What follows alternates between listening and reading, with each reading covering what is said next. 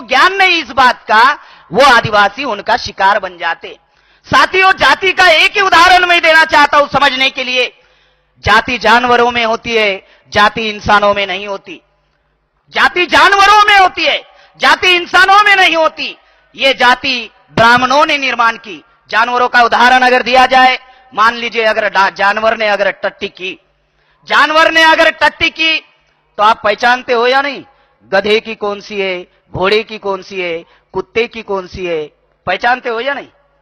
इसका उलट कर दो, इंसान की टट्टी कोई बताएगा मुझे? मराठा की है, ये ओबीसी की है, ये एससी की है, ये एसटी की है। जाति जानवरों में होती है।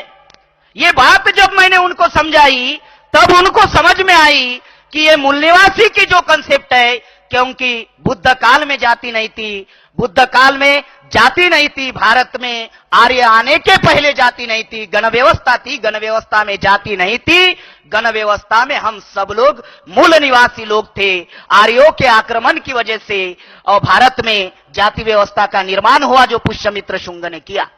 साथियों, दूसरा एक महत्वपूर्ण मुद्दा है। यह महत्वपूर्ण मुद्दा है कि ब्राह्मण आदिवासियों को अलग करके क्यों रखना चाहता है। एक तो आदिवासी अलग रहने का प्रयास कर रहा है, और दूसरा ब्राह्मण आदिवासियों को अलग करके रखने का प्रयास क्यों कर रहा है। उसका मौलिक कारण है कॉन्स्टिट्यूशन के आर्टिकल्स 244(1) के अनुसार आदिवासियों को 5वीं अनुसूची का प्रावधान डॉक्टर बाबा साहब आंबेडकर ने किया। बाबा साहब आंबेडकर ने आर्टिकल 390 जो आर्टिकल्स बाबा साहब ने लिखे, उनमें से 63 articles SC ST OBC minority के हित के आर्टिकल्स लिखे।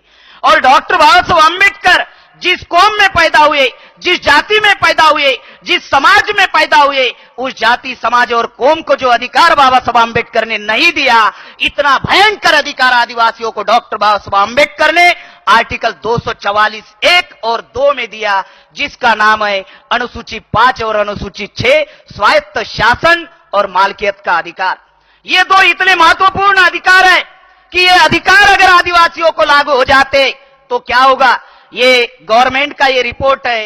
ये भारत में करीबन 36 राज्य है, सरकार कहती है 30 राज्य में आदिवासी निवास करते हैं, लेकिन साथियों सिर्फ 10 राज्य को भारत में अनुसूची 5 में घोषित किया गया। सिर्फ 10 राज्य में। एक है आंध्र प्रदेश, दूसरा है महाराष्ट्र, छत्तीसगढ़, झारखंड, उड़ीसा, मध्य प्रदेश, हिमाचल प्रदेश। ऐसे 10 राज्य को भारत सरकार ने शेड्यूल 5 में घोषित किया, अभी तक लागू नहीं किया। उसके बाद में 4 राज्य को अनुसूची 6 में घोषित किया, आसाम, त्रिपुरा, मिजोरम, मणिपुर। और कारण क्या दिया? कारण यह दिया कि ये राज्य बॉर्डर के होने की वजह से यहां पे हम लोग अनुसूची 5 लागू नहीं कर सकते, यहां पे अनुसूची 6 उन्होंने लागू कर दी बॉर्डर के होने की वजह से। साथियों, ये स्वायत्त शासन क्या है? इतना मौलिक अधिकार है जिसकी वजह से ब्राह्मण आदिवासियों को अलग करके रखने का अधिकार दे रहा है। टेरिटोरियल पोजीशन जो है, यानी हजारों सालों से